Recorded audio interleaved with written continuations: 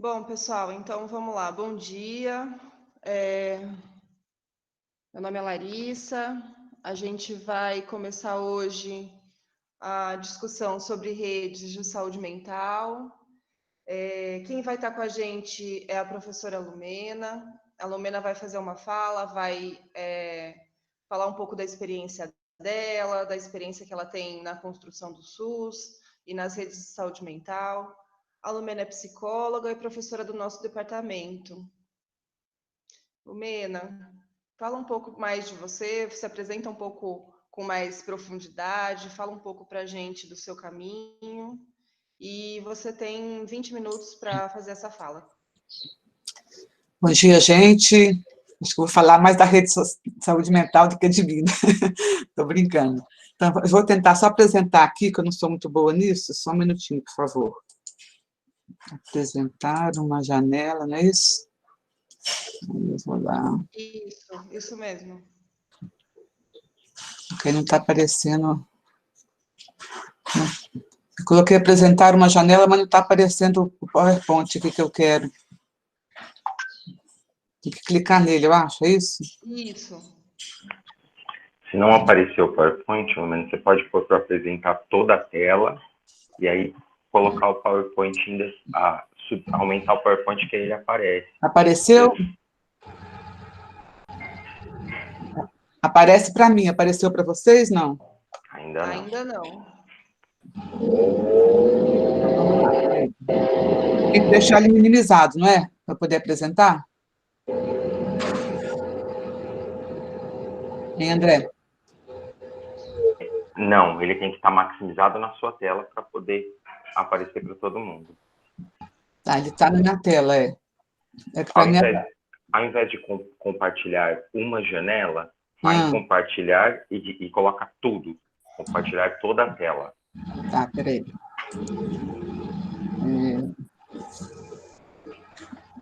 Que apareceu. Apareceu ou não? Está aparecendo. Agora está chegando. Melhorou? Sim. Então tá bom. Tá ótimo, Lumena. Legal, então vamos começar, né, gente? Acho que nessa perspectiva que a gente tem feito na CELC de ir apresentando as redes, essa é uma rede que a gente gostaria muito de estar conversando com vocês.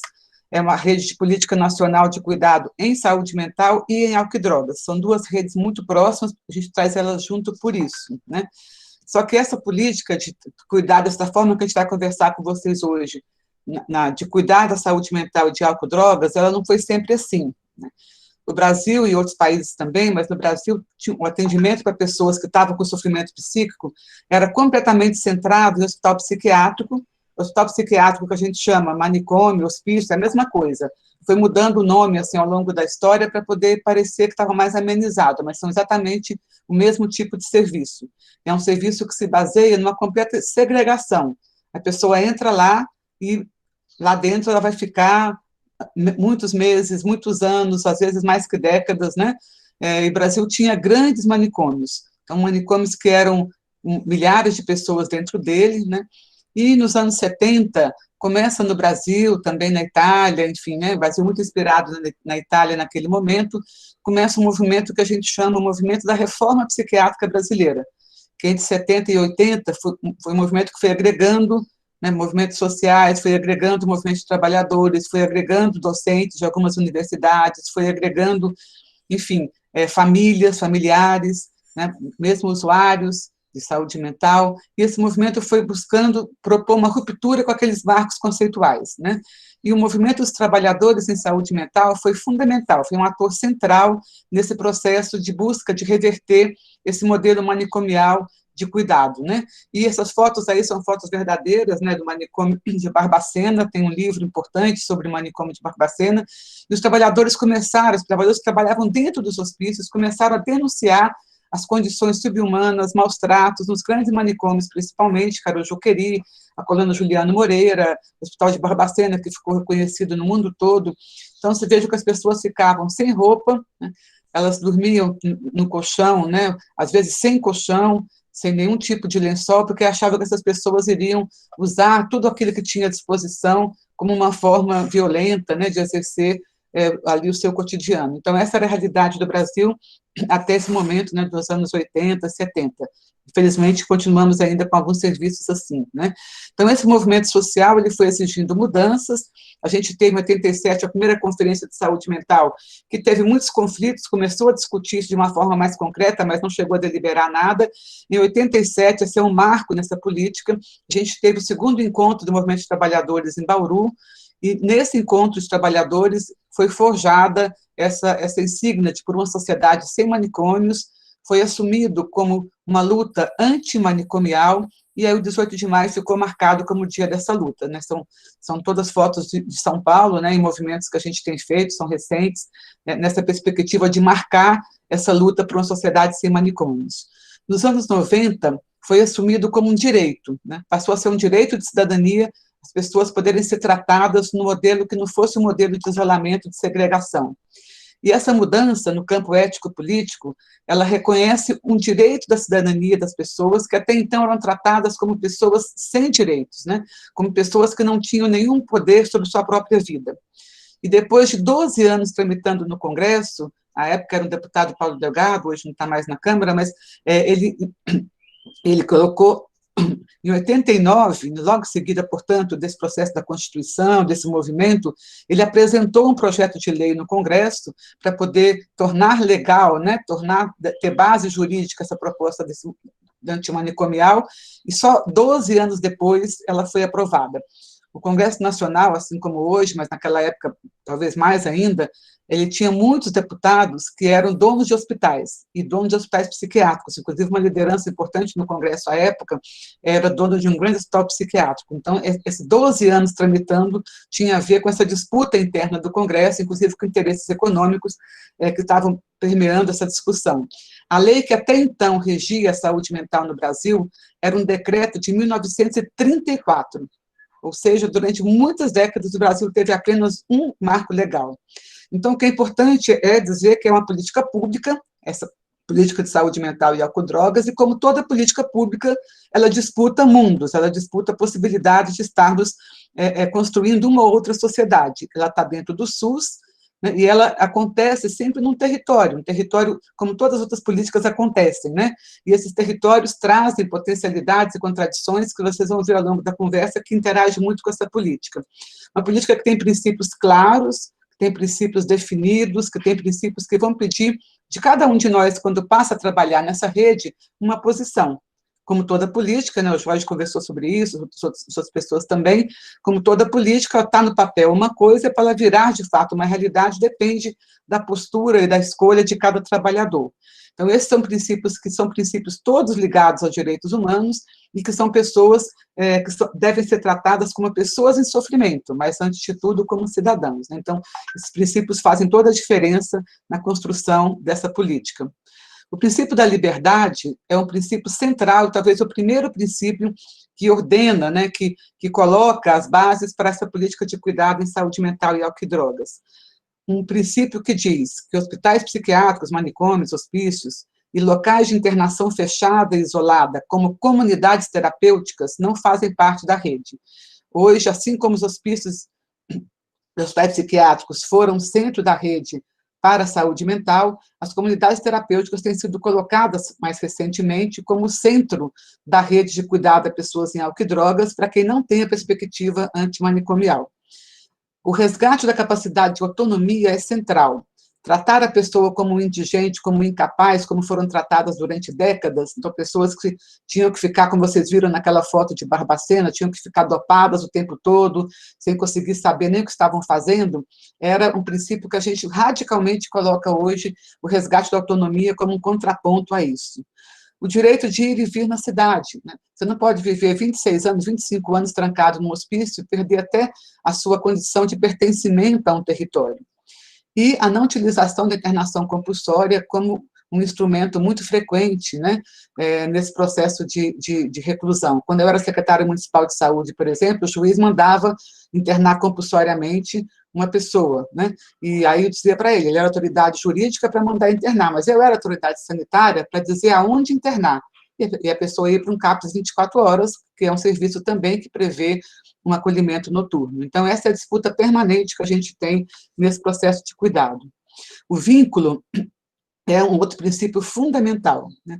Assim como também em outros tipos de cuidado, sem vínculo a gente não consegue fazer, de fato, um serviço que esteja voltado para aquela pessoa. Então, para ter vínculo, a gente tem que ter serviços territorializados. Vocês viram no texto que a gente leu antes dessa aula, né? A relação de saúde mental e unidade básica de saúde, não só com saúde da família, mas com qualquer unidade básica de saúde, que é um serviço territorializado, como nós já discutimos com vocês, alguns de vocês já foram, inclusive, nas UBSs visitar, e o Centro de Atenção Psicossocial, que é o CAPS, que também é um serviço territorializado. Cada CAPS tem um conjunto, né, de pessoas, tem um território definido que ele é responsável, e tanto o CAPS quanto a UBS, a pessoa pode chegar primeiro no CAPS, ser referenciado depois para uma UBS, ou o contrário. São dois serviços que estão todo o tempo de porta aberta para receber as pessoas que precisam daquele cuidado. Então, ser territorializado é fundamental para poder garantir o vínculo.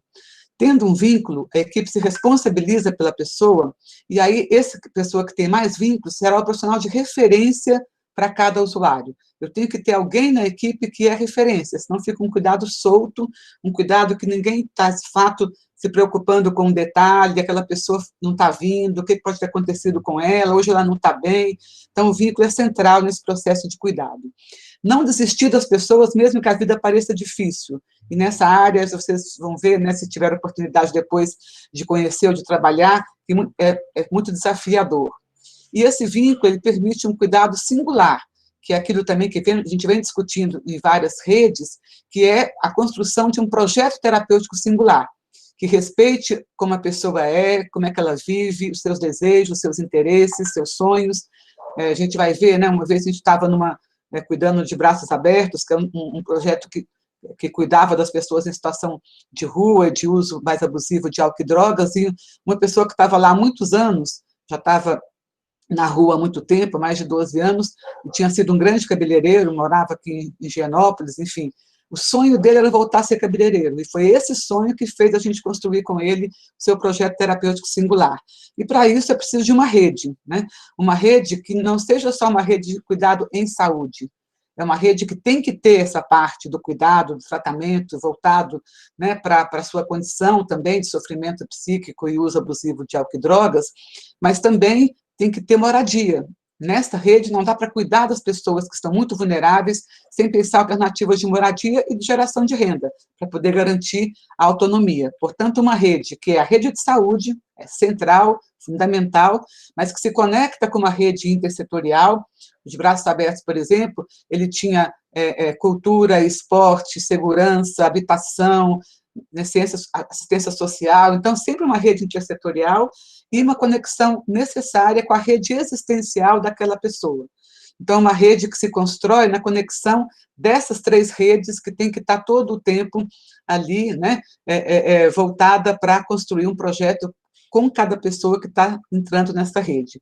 E quando eu falo intersetorial, não é só no sentido de secretarias de políticas públicas, mas é também movimentos sociais, enfim, né, que estão naquele território, organizações que existem naquele território, equipamentos, muitas vezes, comunitários, enfim, que fazem parte dessa rede, né?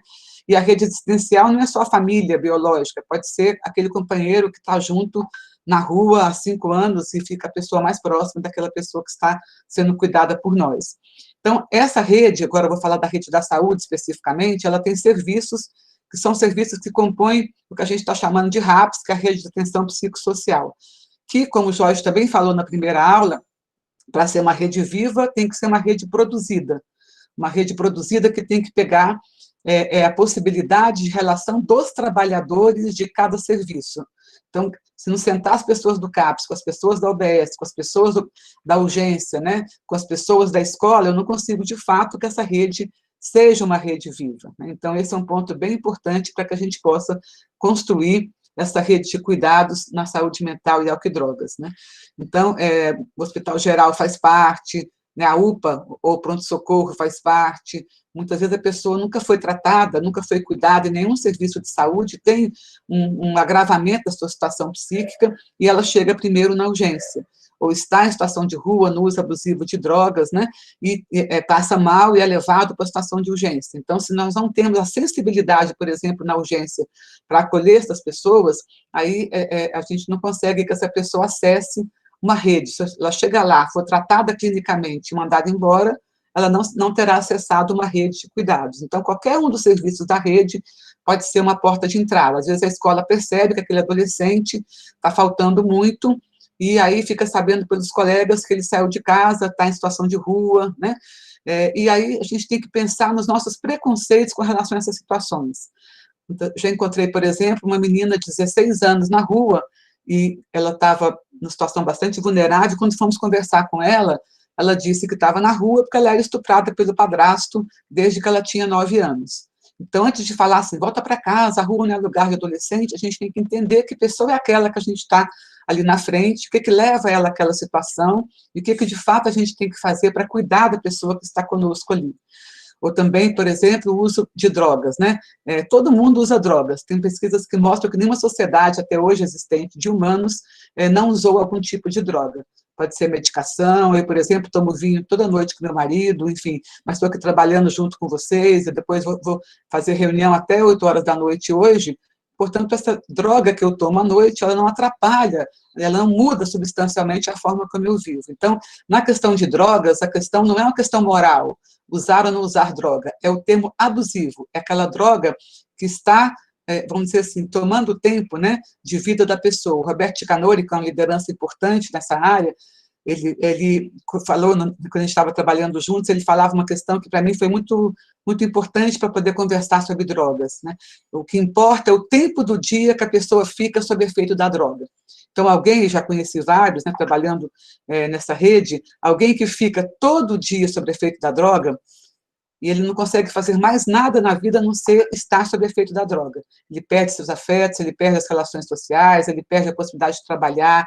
Então, por exemplo, nesse programa que a gente trabalhava, nesse projeto, nessa política, muitas vezes você via pessoas que entravam, né, na rede de cuidados, ficando quase todo o dia sob efeito da droga, e depois de alguns meses de cuidado, ela ficava poucas horas da semana sob efeito da droga.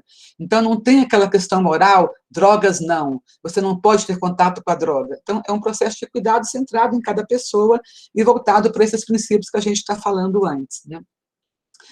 O território é fundamental para qualquer cuidado em saúde, especialmente para cuidados em saúde mental e para as pessoas em uso abusivo de álcool e drogas, né? O território é o lugar onde as pessoas estão, onde as pessoas vivem, onde as pessoas trabalham, onde as pessoas são maltratadas, onde as pessoas sofrem violência, onde as pessoas gostam, amam, namoram, casam, né, têm filhos, perdem filhos. Nós temos, por exemplo, aqui em São Paulo, uma política municipal que as mulheres que estão em situação de rua, em espaços do centro principalmente, têm muitas vezes seus filhos roubados na maternidade, elas vão para ter filhos na maternidade e saem sem esses filhos porque estão em situação de rua. Eu já acompanhei mulheres em políticas de cuidado que estavam grávidas. Uma vez, por exemplo, eu estava num hotel social, né, que acolhia essas pessoas em processo de cuidado, e chegou uma mulher que morava lá com seu companheiro, e ela estava grávida, ela interrompeu uma reunião que a gente estava fazendo para me perguntar, já que eu tinha filhos, qual era mesmo o sabão que ela devia comprar para lavar a roupa do neném quando ele nascesse, né? Se era de coco, ela estava confusa. Essa sensibilidade, esse detalhe do cuidado está presente nas pessoas, pode estar presente nas pessoas que estão em situação de rua, pode não estar presente numa pessoa que mora, né, num bairro de classe alta. Então, esse preconceito que essa pessoa é incapaz de, por exemplo, cuidar do filho, tem feito em vários territórios que essas mulheres tenham seus filhos roubados na maternidade. Tem vários textos, artigos, a gente já escreveu, tem até um livro inteiro, né, um caderno inteiro sobre isso, enfim. Aquele território também tem movimentos sociais, tem movimentos que se organizam. Se vocês forem, por exemplo, visitar o centro da cidade, aqui em São Paulo, tem um movimento chamado Edilei, tem Craco Resiste, são movimentos sociais formados por pessoas que são engajadas, por estudantes, por usuários que estão os que estão, né, com esse sofrimento psíquico, ou estão na rua, e a gente tem que conhecer as ofertas que a cidade tem naquela área. Então, quando vocês forem, por exemplo, fazer visitas, ou trabalhar, ou fazer estágio numa OBS que fica lá na Zona Sul, é fundamental que aquele serviço conheça o que tem na cidade, conheça o que tem naquele território, para poder fazer um cuidado que seja um cuidado territorializado. Não adianta eu fazer como está fazendo agora no estado de São Paulo, eu pego uma mulher que está em sofrimento psíquico lá em Ribeirão Preto, estou falando só de casos reais na nossa aula hoje, né? Está em Ribeirão Preto, e mando ela para fazer um cuidado em São Bernardo do Campo. Essa mulher desterritorializa toda a sua vivência, todas as suas relações afetivas, relações sociais. Então, o território também é um lugar de territorializar as nossas relações. Cada um de nós aqui nessa sala tem, né, alguma territorialização dos seus cuidados. Alguns de vocês vieram do interior, então lá também é um território existencial importante, lá eu tenho minhas relações familiares, afetivas, está construindo agora uma territorialização de relações em São Paulo, vocês estão no 2º ano, então alguns podem ser que chegaram só ano passado em São Paulo. Então, o território é o lugar onde eu vou construindo esse processo de existência, esse processo de, né, de fazendo o meu andar aí na vida, ele sempre está territorializado de alguma forma. Lembrando que o território é um lugar de cuidado, é um lugar de afeto, mas também é um lugar que pode ser de muita violência. A unidade básica de saúde é fundamental, como já o texto traz para vocês, acho que essa é uma discussão importante da gente fazer depois nos subgrupos, né, que é um espaço que é um espaço territorializado, que pode fazer um acolhimento, pode, porque não está dado que vai fazer. Né? Vocês vão visitar OBSs que talvez não estão nem preocupadas com pessoas em sofrimento psíquico ou em uso de drogas. Pelo contrário, a gente já chegou em UBS, por exemplo, né, com pessoas que estavam em sofrimento, quem está em sofrimento psíquico, além de ter sofrimento psíquico, ele tem diabetes, hipertensão, né, ele tem, enfim, né, uma dor, ele cai, machuca o braço, enfim. E já chegamos em UBS com pessoas nessa situação e ninguém queria atender. Né? Quando eu trabalhava como psicóloga numa OBS, a gente teve que fazer oficinas internas, porque chegava alguém em sofrimento psíquico, levava para a saúde mental. Né? A enfermeira, o médico, o fisioterapeuta não queriam saber daquela pessoa, porque ela estava no sofrimento psíquico. Então, só que às vezes ela estava, né, com um pico hipertensivo, ela estava com, enfim, né? Então a gente teve que fazer oficinas internas na OBS para poder a equipe perceber que aquela pessoa precisava de um cuidado integral, de um cuidado em equipe. Então, é importante produzir essa possibilidade da OBS ter um acolhimento e vínculo com esse usuário, com a sua família, quando ela existe, né? A OBS é o lugar do tratamento de casos que não demandam um cuidado intensivo. Então, não é o diagnóstico, a pessoa tem uma psicose, então ela tem que ir para o CAPS. Não. Eu já tratei em UBS, né, uma mulher, por exemplo, que tinha um diagnóstico de psicose, tinha ficado, inclusive, fechada em serviços durante um longo tempo, mas ela não precisava, naquele momento, de um cuidado intensivo todos os dias. Então, eu podia cuidar dela na UBS com a qualidade que ela precisava. Então, não é o diagnóstico. Na saúde mental e na política de álcool e drogas, o diagnóstico ele é uma referência, mas dificilmente ele vai ser o que orienta o processo de cuidado e de tratamento. Tá? Então, a gente teve, por exemplo, quando eu trabalhava em Mauá, na gestão, a gente tinha um ambulatório com 4.000 pessoas quando chegamos lá, 80% mulheres que passavam trocando receita o tempo todo, né? Elas só faziam isso, iam lá uma vez por mês trocar receita. A gente conseguiu fechar aquele ambulatório, a equipe foi descentralizada para as UBSs, e a gente conseguiu que aquelas mulheres pudessem ter, além de o acesso à medicação, quando elas precisavam, ter acesso a grupos de yoga, a grupos de caminhada, a grupos de conversa, a grupos de mulheres, a cuidados mais personalizados em alguns serviços, acesso ao CAPS para aquelas que precisavam. E a gente fez uma pesquisa com essa população, e 1 ano e meio depois dessa população, só 30% necessitavam e estavam tomando medicação.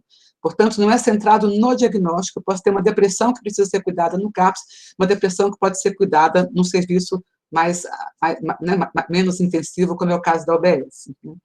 O consultório de rua, ele é um serviço que tem poucos anos que ele está na rede do SUS, e ele é fundamental para o cuidado nas pessoas que estão em situação de rua. No caso, se vocês forem andar, por exemplo, né, São Paulo hoje tem 34.000 pessoas em situação de rua.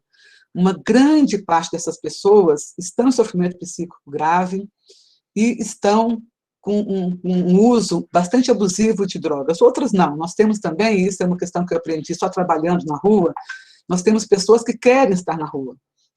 Temos aqui um morador de uma praça no centro de São Paulo, em que ele faz super bem trabalhos de pintura, enfim. Então, ele trabalha pintando bares, casas, tem um recurso dele, mas ele gosta de morar na praça. De vez em quando ele sai, ele some, a gente pergunta onde é que ele foi, ele fala, fui passar uns 3 dias aqui no hotel do centro, ele corta o cabelo, se arruma de outro jeito, enfim. Então, tem pessoas que gostam de estar naquela situação, mas uma grande parte dessas pessoas estão ali por uma situação de vulnerabilidade.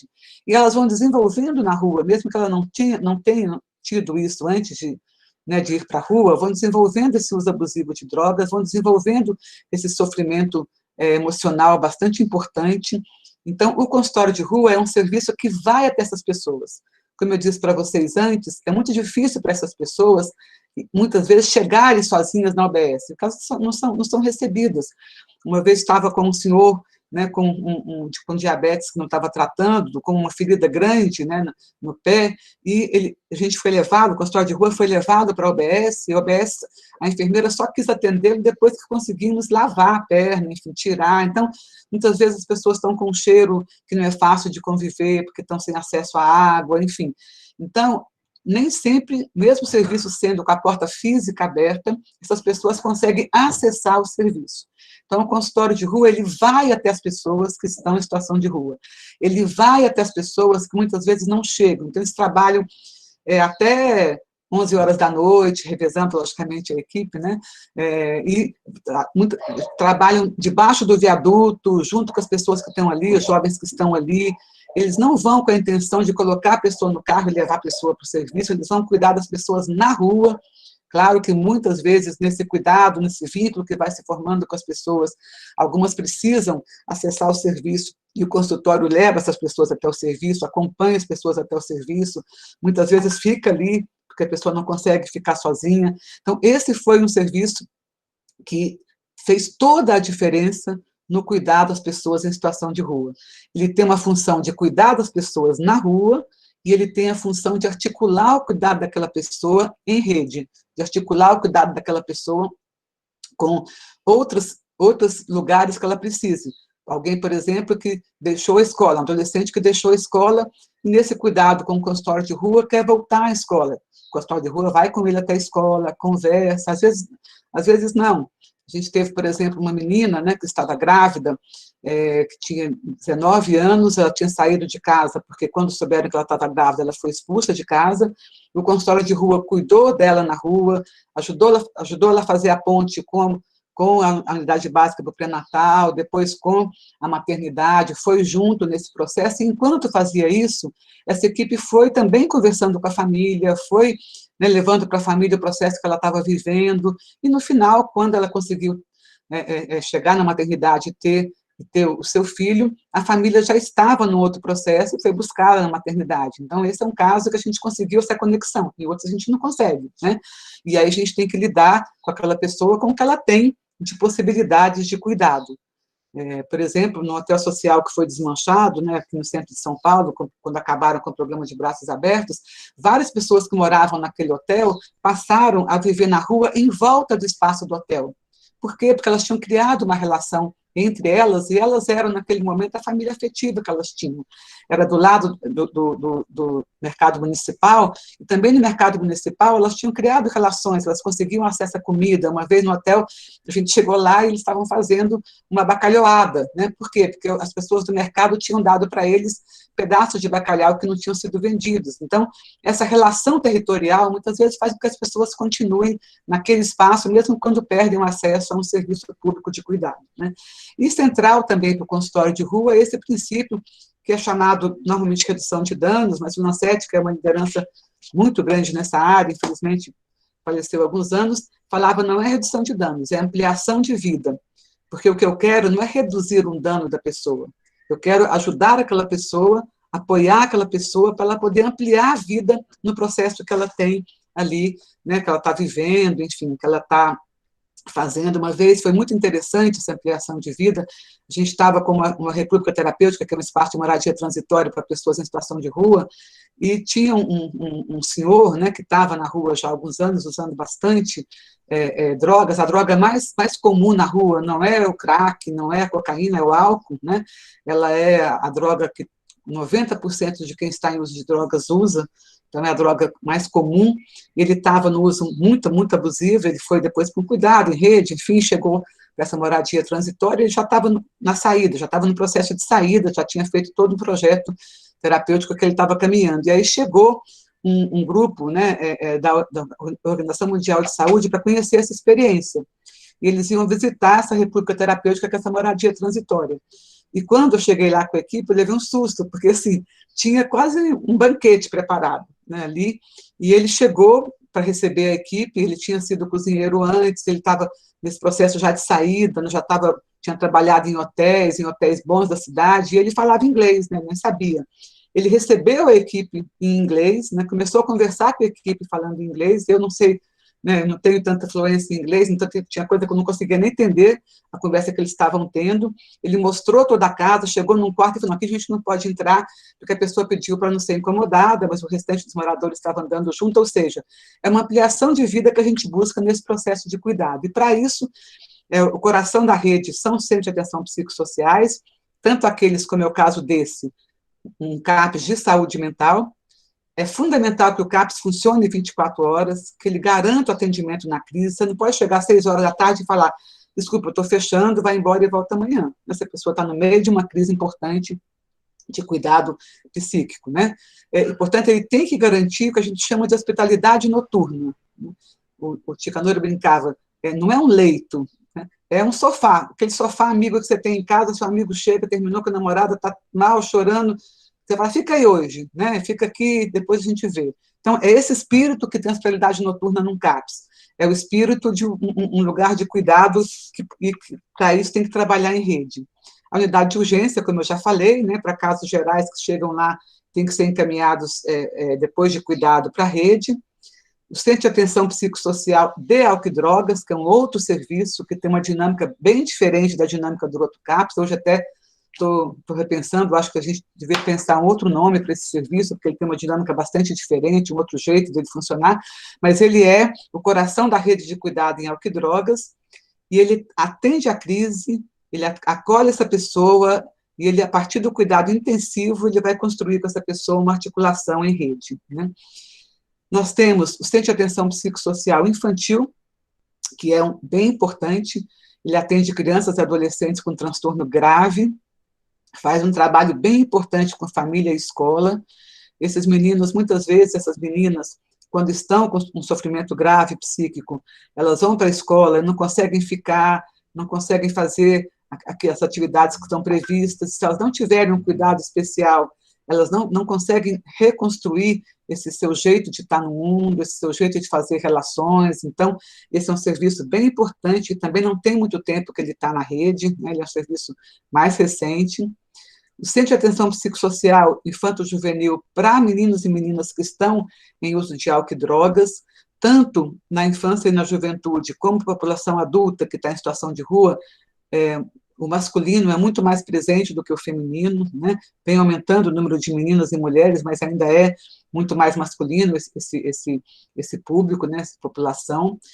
Ele é fundamental que esteja integrado com a rede de escolas. A gente fazia um trabalho, por exemplo, no outro lugar que eu estava, né? A gente fazia um trabalho não só com a escola, no sentido formal, essas aqui são fotos reais, né? Mas com a escola de futebol, por exemplo, que tinha no bairro, e aí a gente chegava na escola de futebol, não, mas não pode ser junto com os outros meninos, porque são meninos perigosos, a gente tinha que fazer todo um trabalho, ficar junto no início, depois tudo bem, eles percebiam que eram meninos, né, que estavam ali buscando jogar futebol e fazer o gol, como todos os outros, então eles passavam a acessar de forma mais livre aquela escola de futebol. O próprio CAPS desenvolvia, como em cima tem, né, desenvolvia oficinas, por exemplo, de capoeira. Então, para trabalhar no CAPS, álcool e drogas, por exemplo, infanto-juvenil, ou mesmo no adulto, ou mesmo no CAPS saúde mental, nem sempre a pessoa tem que ser da saúde. A gente, às vezes, contrata um monitor de capoeira, às vezes a gente contrata uma pessoa que, né, que sabe lidar com, sei lá, uma luta X, ou né, que sabe fazer yoga, enfim, porque nem sempre aquilo que a gente oferece de cuidado nos CAPS são exatamente essa coisa mais fechada do que a gente entende como cuidado em saúde. Então, nesse caso, era um CAPS que tinha um monitor de capoeira, e ele fazia esse cuidado permanente com os meninos que estavam lá, né? E, por exemplo, embaixo é um projeto também que existe, né, aqui na região do ABC, em São Bernardo, que é um projeto que até hoje tem, que chama Remando para a Vida. Então, eram meninos que estavam no CAPS de atenção psicossocial de álcool e drogas, e eles foram construindo esse projeto com eles. No início, quando a gente chegava com eles, o monitor era alguém que tinha, né, esse conhecimento enfim, né, em trabalhar com esse tipo de remo, enfim, tinha, né, sabia fazer isso para ensinar todo mundo, com todo o cuidado e segurança, e quando a gente chegou, as pessoas que estavam em torno da represa também não queriam, né? E depois dos anos, esse processo acabou ficando muito vinculado, as pessoas também que estavam ali perto, que moravam, começaram a participar junto dessa atividade do remo, e começaram, por iniciativa de alguns dos meninos, começaram a fazer uma limpeza da represa. E hoje eles estão super reconhecidos e vinculados, e muitos moradores estão fazendo junto com eles esse trabalho do remando, porque passou a ser também um cuidado ambiental, né? Então, é sempre essa conexão com a cidade que a gente busca. A residência terapêutica, que é um espaço para moradia de pessoas que ficaram 20, 25, 26, 30 anos presas no manicômio, e passam a morar na cidade, passam a ter essa possibilidade de ir e vir.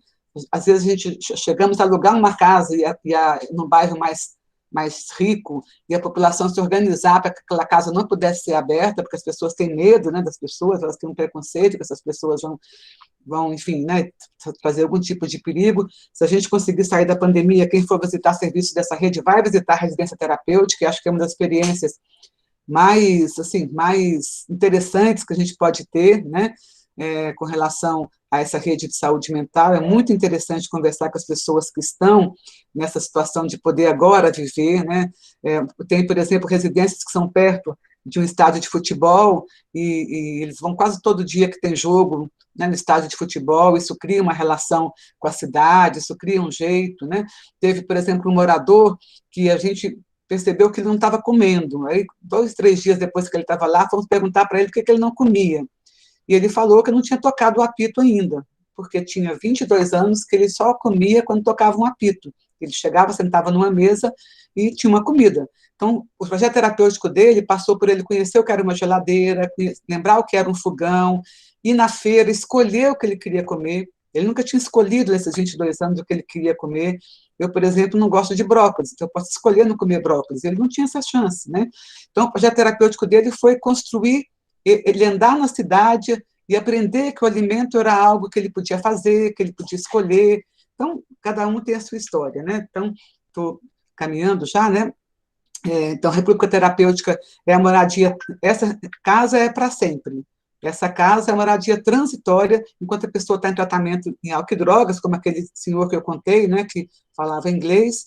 O hospital geral, que é fundamental, ou para internação de desintoxicação clínica, para alguém que está em uso abusivo há muito tempo de álcool e drogas, às vezes precisa de uns 10, 15 dias internado para essa desintoxicação clínica, ou com leitos específicos para internação de curta duração, principalmente quando a cidade não tem um CAPS 24 horas. E o que é roubado com a prisão por anos no manicômio?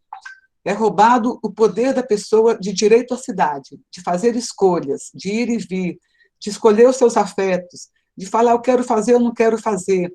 Então, aqui alguns casos também que para mim foram impactantes, né? A gente tinha inaugurado uma residência terapêutica, no dia anterior eu tinha ido lá ver como é que estava, e as mulheres femininas, as mulheres tinham escolhido com quem ia dormir, qual era a sua cama, qual era o seu quarto, estavam super animadas. No dia seguinte ia ter inauguração. Cheguei mais cedo para a inauguração, e tinha uma delas no banheiro, né, gritando muito, muito, muito, não queria sair de jeito nenhum. Aí, quando conseguimos entrar no banheiro, ela estava na frente do espelho, ela não via um espelho há 24 anos, que ela estava presa no manicômio, no hospício, hospital psiquiátrico, e ela não se via há 24 anos. E ela gritava, olhando para o espelho, eu quero a minha belezura de volta. Alguém que não se vê há 24 anos e mudando, né, eu tenho 60 anos, eu brinco que me vejo no espelho umas 8 vezes por dia. E mesmo assim, eu olho e às vezes quero minha belezura de volta, né? Porque nem sempre a gente vai acompanhando. Agora, imagina alguém que não pôde acompanhar a sua mudança física em 24 anos. Então, você rouba no manicômio muito mais do que só o direito de sair e andar. Você rouba, inclusive, a possibilidade de identidade, da pessoa se reconhecer. Aqui, um outro caso, né? Esse aqui é uma situação também real, que estava tendo num carnaval, enfim, uma manifestação, o Rafael, que esse menininho se perdeu da família, e aí, né, essa menina de verde fez todo um chamamento lá, todo mundo se abaixou, e a mãe conseguiu achar o Rafael, né? Já uma outra pessoa que a gente recebeu, né, um senhor, numa residência terapêutica, ele estava há 26 anos preso num hospício, porque aos 11 anos ele veio com a mãe para uma festa religiosa na cidade de São Paulo, ele se perdeu da mãe, a polícia o encontrou, e ao invés de fazer algo parecido, pegar um microfone, sei lá, né, fazer qualquer coisa, ele levou direto para o manicômio. E ele ficou 26 anos aqui no Lacan, que é um manicômio que tem aqui no ABC, e essa mãe era uma senhora que, nesses 26 anos, chorava todo dia por não conseguir encontrá-lo. Para resumir, a gente, quando foi fazer os documentos dele, que ele não tinha, achou lá um contato de um irmão, fizemos contato com esse irmão foi lá, enfim, resumindo, a mãe dele tinha, nessa época, então, 86 anos, morava em Belém do Pará, ele foi, depois de um tempo, nessa relação com a mãe, como cuidador nosso para Belém, e acabou ficando com a mãe, né? Então, perder da mãe pode ter 2 desfechos, dependendo de quem você é. E uma última história, mulher que é advogada... Lumena. Oi, e a mãe dizia que não morreria antes de ver esse filho, porque ela tinha certeza de que ele estava vivo, lembra? Exatamente, exatamente. Essa senhora, enfim, foi um encontro super bonito, né? O Arthur era o secretário nessa época, eu trabalhava juntos também, e, enfim, então, são histórias que você vai resgatando para a pessoa, né, a possibilidade dela, de fato, ter uma vida comum, normal, como cada um de nós, né, que um dia chora, um dia está bem, né, um dia está mais agoniado, enfim, essas pessoas também têm direito a serem assim, né? E ele, quando foi para lá, ele tinha dúvida se ele queria ficar, então a gente conseguiu que o cuidador fosse junto, passasse uma semana com ele, e aí depois que estava já um vínculo ali estabelecido, o cuidador voltou e ele ficou em Belém com a mãe. E aqui é uma mulher advogada também, que a gente atendeu, quando a gente foi retirar as pessoas do manicômio, ela e a filha estavam juntas, vieram juntas morar na residência terapêutica, até conseguirem né, levantar um dinheiro suficiente para poder sair, e ela é uma advogada que foi, a filha estava no manicômio, ela foi para tirar a filha do manicômio, não deixaram a filha sair.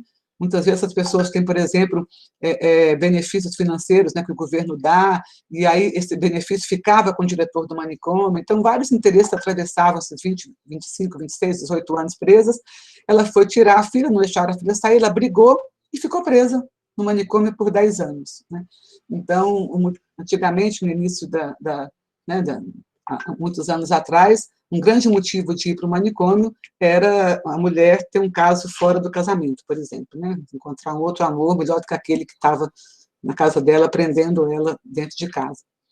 Então, a rede substitutiva, ela substitui um outro jeito de cuidar, né?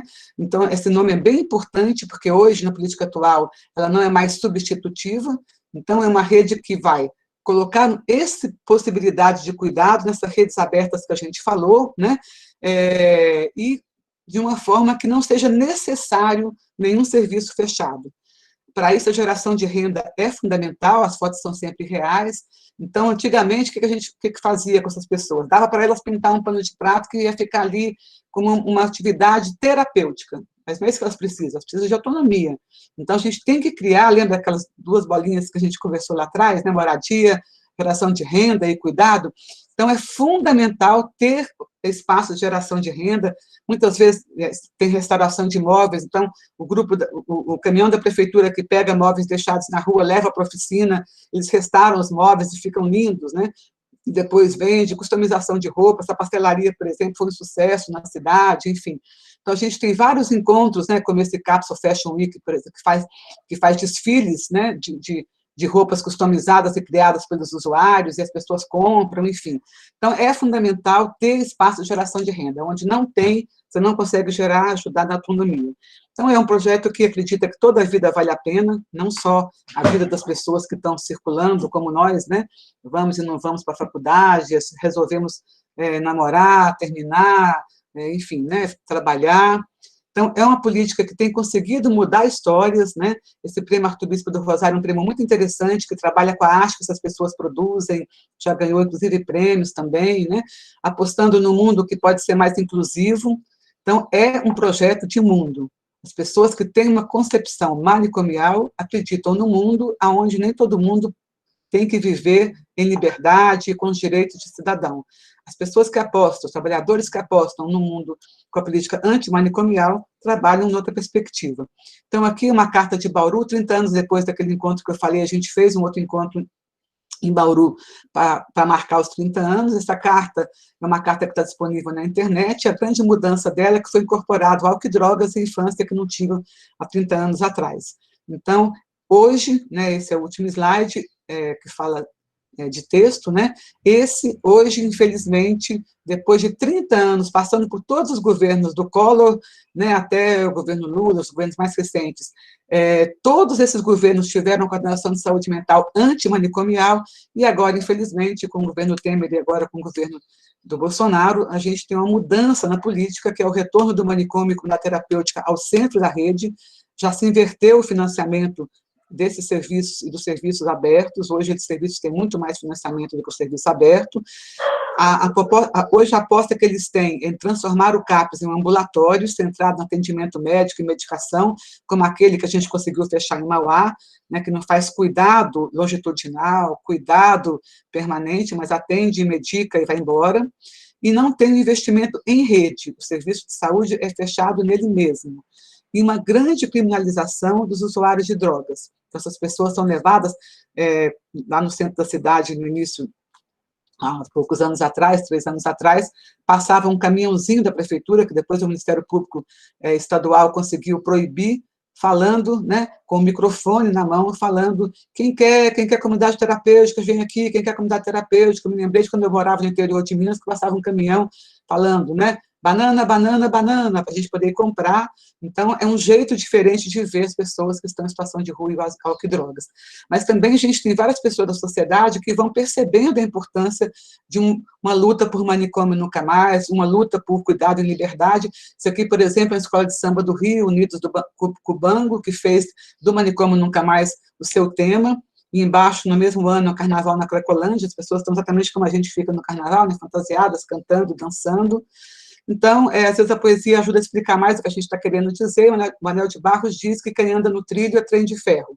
Só água que corre entre as pedras e liberdade caça o jeito. É só isso que as pessoas querem. Elas querem liberdade, elas querem caçar o seu jeito de viver. Então, essa é uma política que nos convida a fazer essas escolhas, né, como trabalhadores da saúde, escolhas que podem nos ajudar, enfim, ajudar a cuidar das pessoas de um jeito ou de outro e ajudar as pessoas a reconstruir um projeto terapêutico numa outra direção, né? Acho que me estendi um pouco, mas só para tentar falar de todos os princípios que compõem essa política, né? Obrigada aí pela atenção de vocês.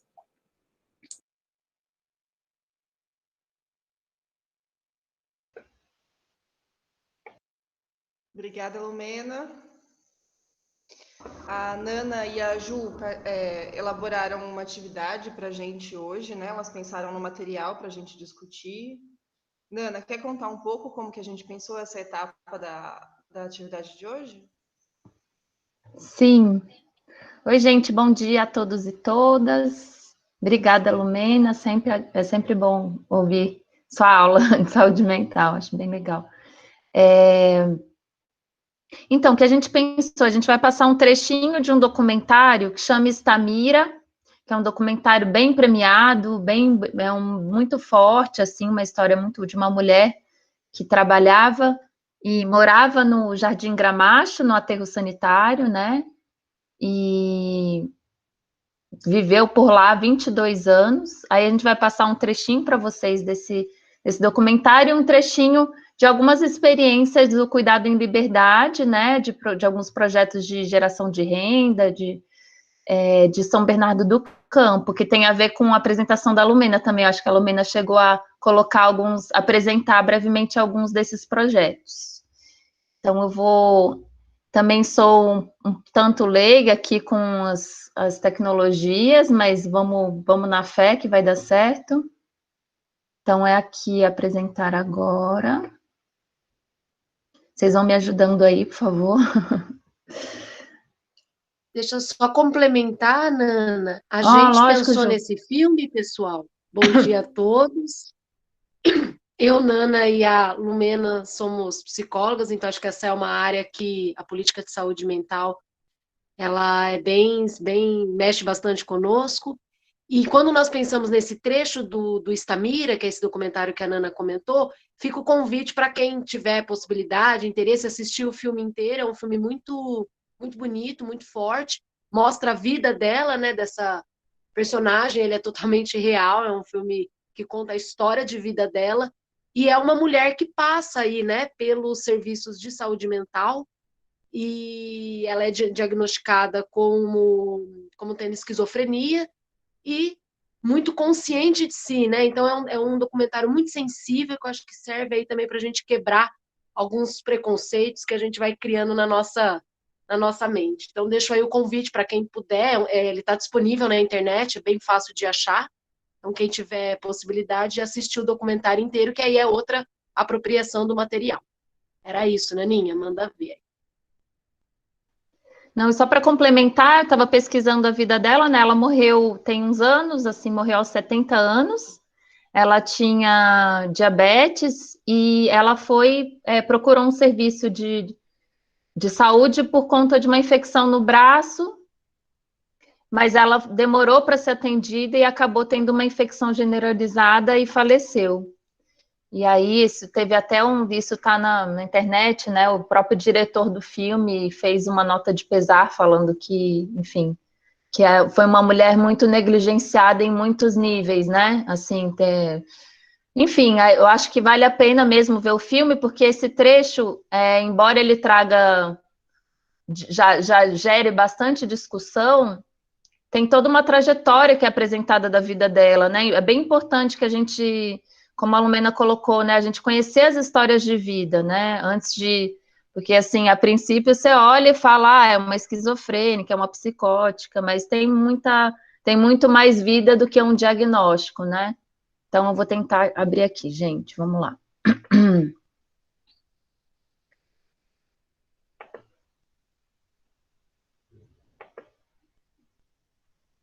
Tela inteira, a minha opção, certo?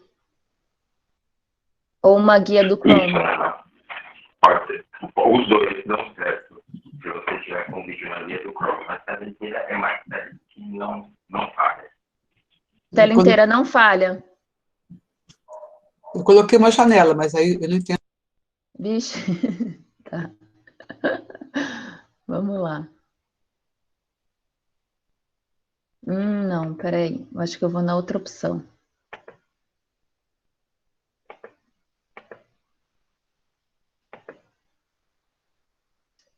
Pronto. Tá aparecendo? Não, né? Ainda não, Nana. Acho que agora tá. Peraí. Agora. Mas não aparece a imagem ainda, né? Aparece. Aparece? Aparece o vídeo já ou só você está apresentando para todos? Isso, aparece sim, aparece o vídeo. Porque para mim não está aparecendo. Peraí. Deixa eu ver, vamos ver. Ju, dá uma checada, tá na 1h ali? Tá no ponto da 1h? Por favor. Tá, isso. Ah, beleza.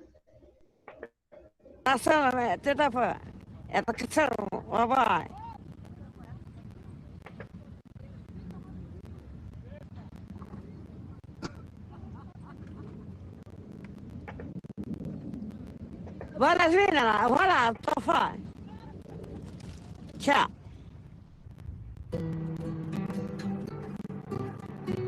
Acho que é melhor você fechar seu microfone, Nana.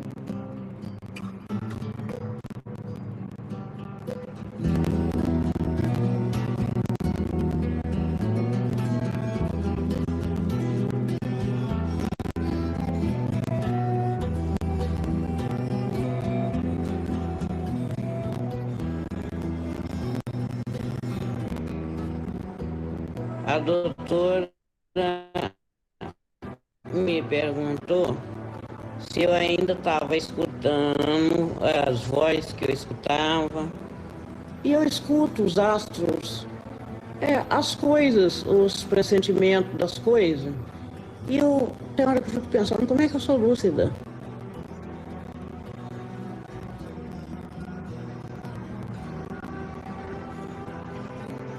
Esta mira sem carne, esta mira invisível, vê e sente as coisas todinho.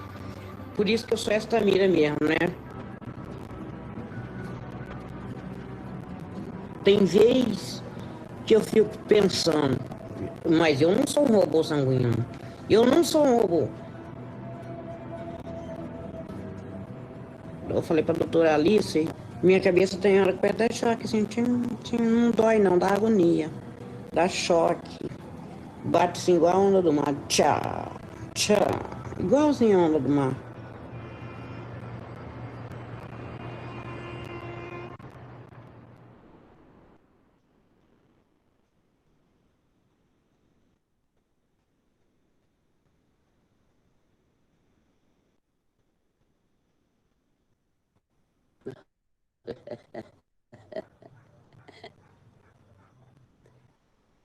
A doutora passou remédio para raiva.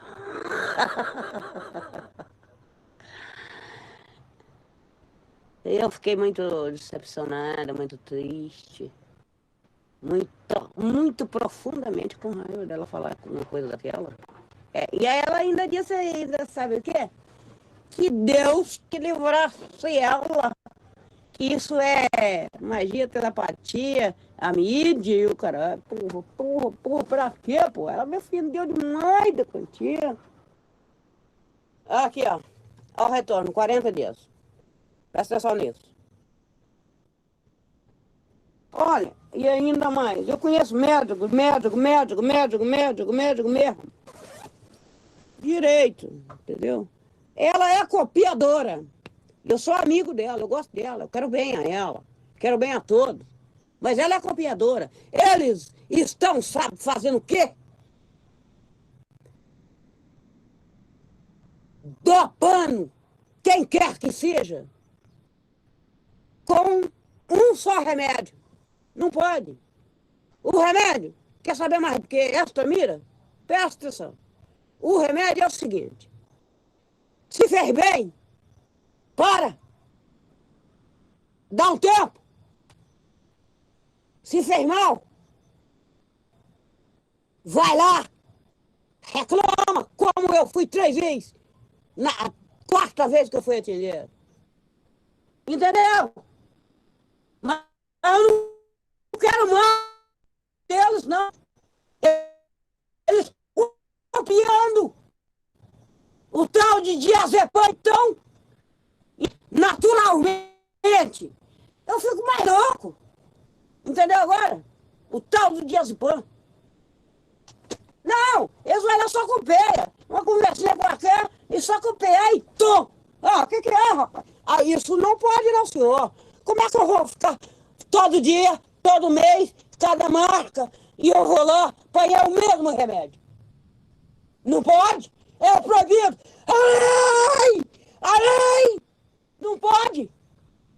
Entendeu agora? E eu não estou brincando. Eu estou falando sério. Aqui, ó.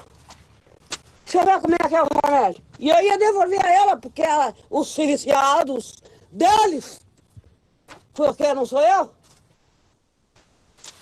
Às vezes pode precisar estar aqui, porque na faculdade do Exército, quando eu fui operado, aqui, ó, tá enxergando? Aqui, ó, entendeu? Eles me deram o remédio. Eu fui lá, na faculdade de Botafogo, faculdade do Exército, em Botafogo, e devolvi na farmácia. Falei com o médico e devolvi. Porque eu não estava precisando desse remédio. Porra, quem sabe sou eu, quem sabe é o cliente. Fica se viciando, dopando, vadiando pra terra suja maldita, excomungada, desgraçada. Mais ainda, o que é marjado, desmascarado, desgraçado. Porra. Aí, ó, tudo quanto é remédio que ela passou por mim, eu bebi. A quantia, o limite. Toda coisa tem limite. Esses remédios são da quadrilha, da armação, do dopante, para cegar os homens, para querer Deus Deus façário! Entendeu? Esses remédios são dopantes para cada Deus façário! Entendeu? Ela falou que Deus que livrasse ela, o trocadilho é ela.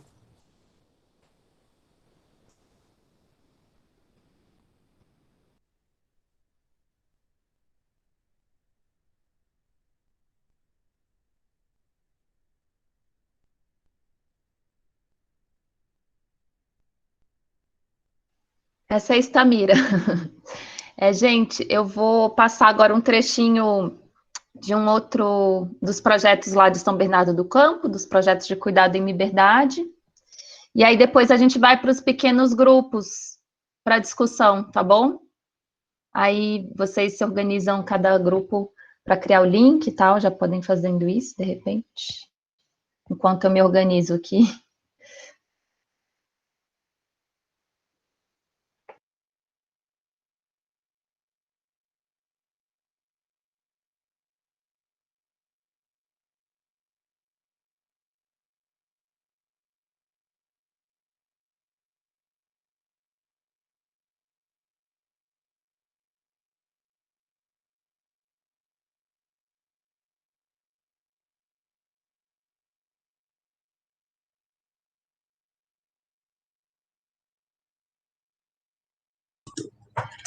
A ideia, pessoal, como infelizmente a gente não está podendo levar vocês, né, nos serviços da rede, de nenhuma das redes que até então a gente apresentou, a nossa ideia com esses vídeos era tentar trazer um pouco mais, né, ilustrar um pouco mais a partir da vivência deles, de relatos de usuários desses serviços, já que a ida aos serviços não está podendo acontecer, né? Então a gente pensou nesse outro documentário que traz um pouco dessas experiências reais de usuários e da comunidade.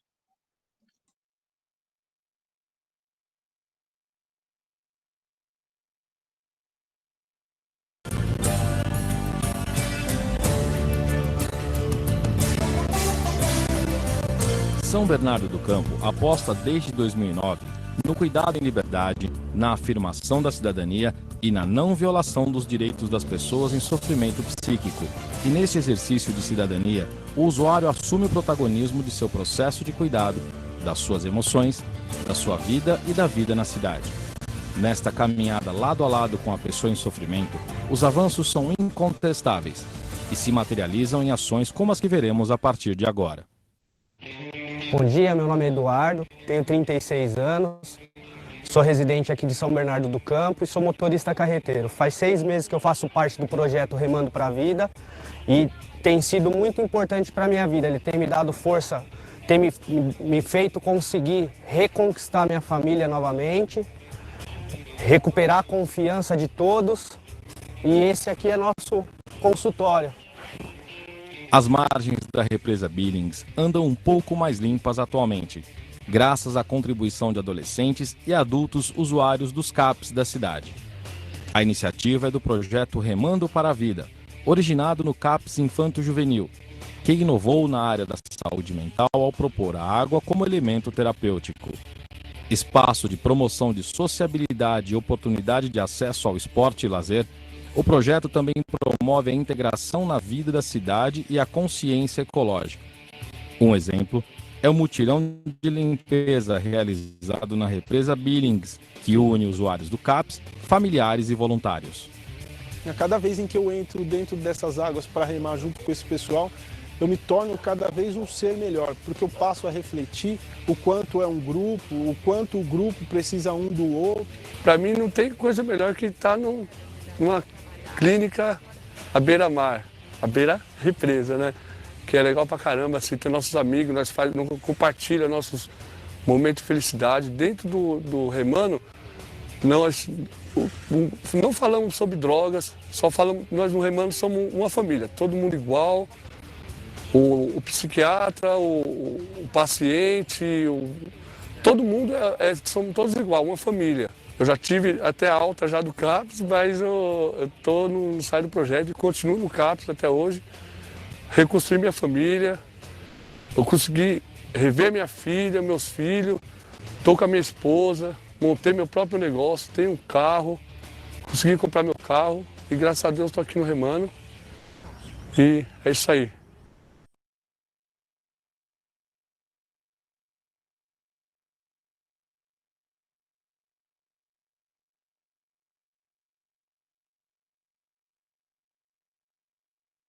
Vendo pessoas que estão acreditando no meu trabalho. Então, eu acho que isso me motiva, isso me deixa feliz. Primeiramente, eu quero agradecer ao CAPES por estar dando essa oportunidade para nós meninos aqui da comunidade, do DEC, ficar aqui ao lado. Tenho que agradecer de nós estar aqui hoje, que certo dia nós chegamos como se não queria nada, que na nossa comunidade não tem espaço de lazer, uma quadra para nós jogar bola. E através disso, como sabendo que aqui no CAPES deles acolheram nós, chegamos na humildade, começamos a jogar bola com eles. E através desse futebol, nós estávamos ouvindo um barulho de longe, de uma bateria, resolvemos ir lá para ver, de curiosidade. E através disso conhecemos os professores aqui, os amigos, eles recolheram nós para começar a tocar com eles. E através disso, começamos a tocar a bateria com eles, aprendemos muitas coisas que nós não sabíamos hoje. Aí no dia 18 de maio, nós fomos fazer um evento com eles. E para nós, o CAPES era só um lugar só para loucos. Mas isso daí está totalmente errado. Isso daí pode ser um lugar para qualquer tipo de pessoas. Transformar a cultura de segregação social e promover a integração entre usuários e a comunidade é, sem dúvida, um dos maiores desafios deste modo de cuidar. A música, a literatura, as artes plásticas, o cinema, a capoeira e o esporte, elementos presentes nas ações do consultório na rua e dos CAPES, têm proporcionado momentos de convívio e interação entre usuários e a comunidade, garantindo a todos o acesso aos recursos ofertados. Houve um dia que eu encontrei um amigo na rua, um dos meninos aí da comunidade. Eles pararam, me cumprimentaram e perguntou por que eu estava me afastei do futebol e da escola de samba. Eu expliquei para ele não porque eu estava numa vida de uso, mas sim porque eu estava trabalhando. E foi onde que eu percebi que a molecada hoje, que está convivendo aqui com nós, não está tendo esse preconceito com nós, usuários do sistema que antigamente eles tinham uma certa desconfiança da convivência de estar junto com a gente. Hoje não, eles vêm e participam aqui junto com a gente na escola de samba, no grupo, no cine, no Reducine. Então eles têm uma participação da hora com a gente aí.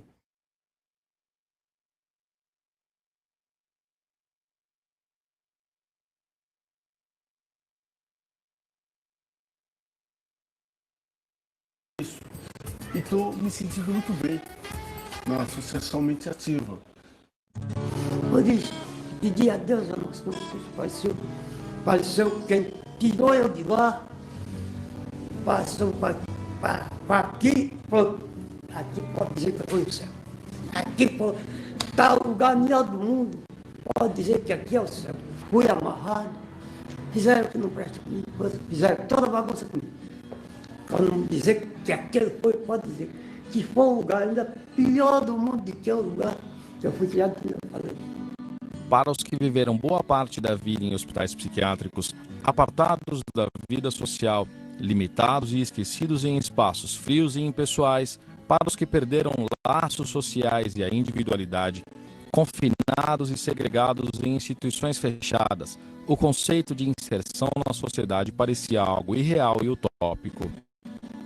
Graças à política antimanicomial implementada no município, eles passaram a viver em casas comuns, apoiados por profissionais de saúde. O ambiente domiciliário e o incentivo à ressocialização e autonomia tem permitido que cada um deles exerça o direito e o prazer de escolher e a descobrir o quão terapêutica pode ser a liberdade.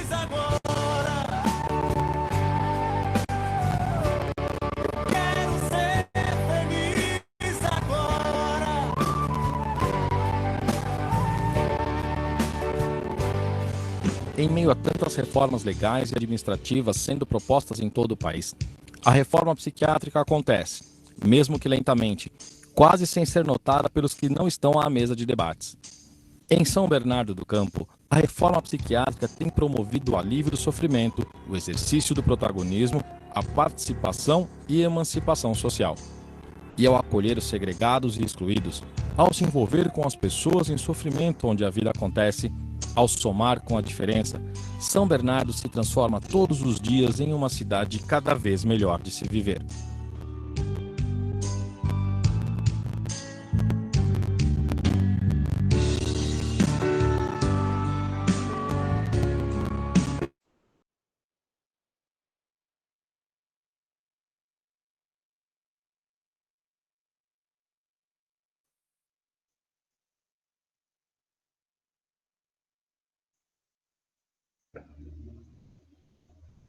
E aí, pessoal? Alguém tem alguma pergunta? Quer fazer algum comentário a respeito da apresentação e dos vídeos que a gente viu? A proposta é que a gente divida agora na sequência nos grupos menores e que essa discussão possa ser aprofundada. Mas se alguém tiver alguma pergunta que acha importante fazer nesse fórum maior, o espaço está aberto. Talvez pelo horário, Lari, a gente pudesse já encaminhar os grupos, não é? Tudo bem. O grupo B pode continuar nessa sala, tá, gente? E o A, C e D tá no chat o endereço, né? Então... O grupo A está no WhatsApp, gente. Vamos para lá. Vamos lá, então, para os grupos?